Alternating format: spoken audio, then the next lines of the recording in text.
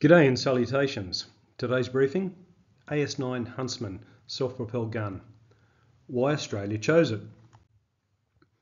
Australia is finally to introduce a self-propelled gun SPG capability under Project Land 8116 Phase 1 Protected Mobility Fires, part of the broader effort to harden the Australian Army. Self-propelled guns provide a potent counter-battery fire capability, suppressing and destroying enemy artillery before it can be used against friendly troops. The winner of the project is the AS9 Huntsman, designed by Hanwha, South Korea, and is based on the K9 Thunder. So why did Australia choose the Huntsman? This briefing will examine reasons behind Australia's procurement and provide details on the AS9 itself. At some stage during the briefing, please hit the like button, it really does help the channel grow. And hit the notification button so you know when I've published a new briefing. YouTube won't necessarily let you know. And thank you to all my subscribers. The story of the Australian Army's attempt to introduce a self-propelled gun capability began in 2007 with Project Land 17 Phase 2. Under the original program, the process eventually came down to two contenders. The German Panzerhaubitze PZH 2000 system and an earlier iteration of the Korean K9, which was then marketed as the Aussie Thunder. Both were capable platforms and in service with numerous militaries globally. The Korean K9 was subsequently notionally down-selected as the preferred bidder by the Australian Army. In strict capability terms, there was little difference between the Aussie Thunder and the PZH 2000. Both contenders offered the same level of firepower, although the PZH 2000 carries more ammunition and is significantly heavier. While some of the reasons for the decision are likely classified and others commercial in confidence, some reasons have been given or at least alluded to. It appears as though the AS9 was selected over the PZH 2000 largely due to cost and possibly Australian industry involvement. However, a crucial factor may have been that KMW, the manufacturer of the PZH 2000 at the time, did not respond in providing a detailed offering proposal that Australia requested. There was no doubt the German vehicle was very capable, perhaps even more capable than the Korean vehicle. The project, however, was cancelled in 2012 due to defence funding cutbacks. Instead, Australian Defence purchased 19 additional M777A2 towed howitzers to add to the 35 they already held. In May 2019, the program was resurrected as Land 8116 Phase 1 Protected Mobility Fires, and this time it appears as though there was no decision to be made. In September 2020, Defence subsequently released a sole source request for tender to Hanwha Defence Australia as the preferred supplier of the self-propelled gun to deliver 30 AS9 Huntsman self-propelled guns. According to Defence, Hanwha Defence Australia was the only vendor capable of meeting Defence's specific requirements within the parameters directed by the Australian Government. Other public statements included that other users were impressed by the maturity and ease of use of the platform. No doubt the comprehensive strategic partnership between Australia and South Korea and the value of industrial collaboration with a key regional partner played a major part in the decision. Part of this consideration was that Hanwha's Australian facility would become a secondary line of supply back to South Korea, with Australian industry base helping Hanwha fulfil contracts in other parts of the world. So what does the Huntsman offer? The AS9 has been modified for Australia and has significant changes from the Korean K9 from which it is derived. The Australian variant is based on the K9A1, the latest version. It is an upgraded Norwegian VDAR configuration with additional armour package and enhanced suspension.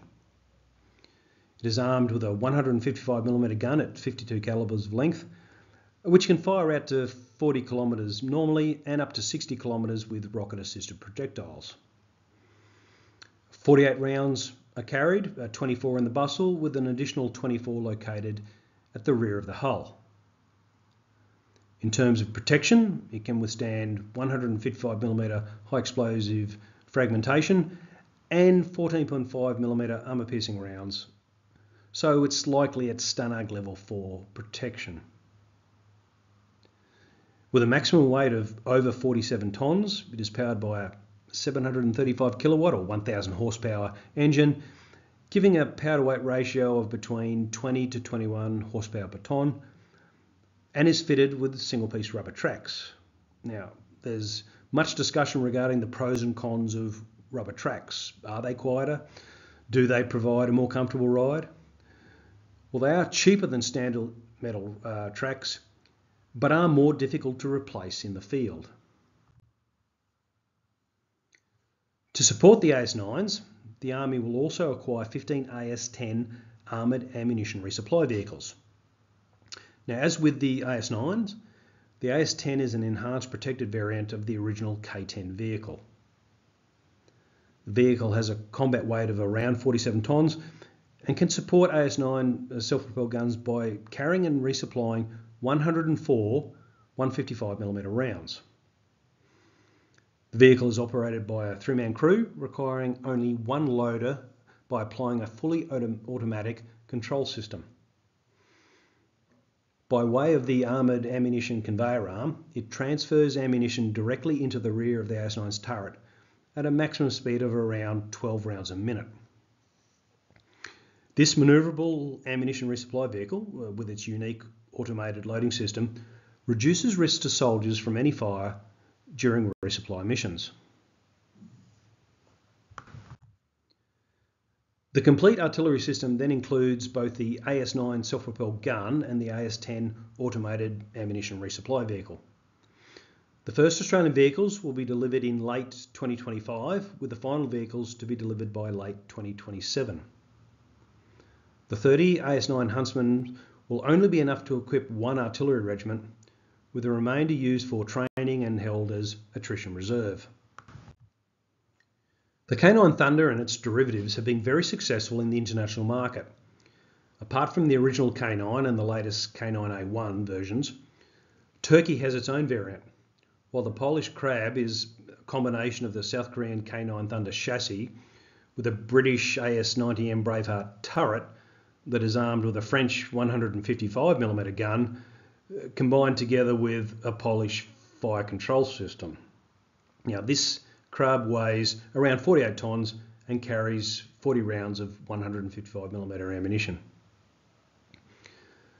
Total K9s in service with derivatives is around 1,900 or 1,900 vehicles, with over 2,400 systems and variants being sold globally, with customers including Republic of Korea, Australia, Egypt, Estonia, Finland, India, Norway, Poland and Turkey. In summary, the primary reasons for the Korean vehicle was selected appear to have been its direct procurement cost, together with potential future economic benefits from participation in the global supply chain, especially given the wide use of the platform. As the PHZ 2000 could not compete in these areas, it is not surprising a sole source request for tender was issued. A tracked self-propelled gun was a major deficiency in the Australian Army. This new capability will provide a significant increase in range and lethality compared to the in-service towed howitzers, made possible by the longer gun and higher rates of fire. Australia will now have a modern self-propelled gun to support its M1A2 Abrams main battle tanks, AS21 Redback infantry fighting vehicles, and Boxer combat reconnaissance vehicles, providing a very capable and networked armoured force. The tracked mobility, protection and firepower capability of the AS9 Huntsman will allow a joint force to operate in the medium to high intensity warfare. A key question is, are there enough of them? In April 2023, as a result of the Defence Strategic Review, Australia withdrew from Land 8116 Phase 2, a repeat order equal to Phase 1 in numbers that would have equipped a second artillery regiment. That concludes today's briefing. Before ending, I've had some comments and feedback on the audio quality on some of the briefings from some viewers, so I thought it useful to explain my setup. I move around, I'm not at my home, and currently located next to a main road and near an airfield. My setup is limited to a laptop and a small portable microphone, man-packable, air-droppable, field deployable, so my complete setup can fit into a backpack. However, I have ordered a new microphone, so I'm hoping that will help. Thank you for watching. Happy to take suggestions for future briefings from subscribers, so please subscribe, like and share. Until next time, Vale de Cero.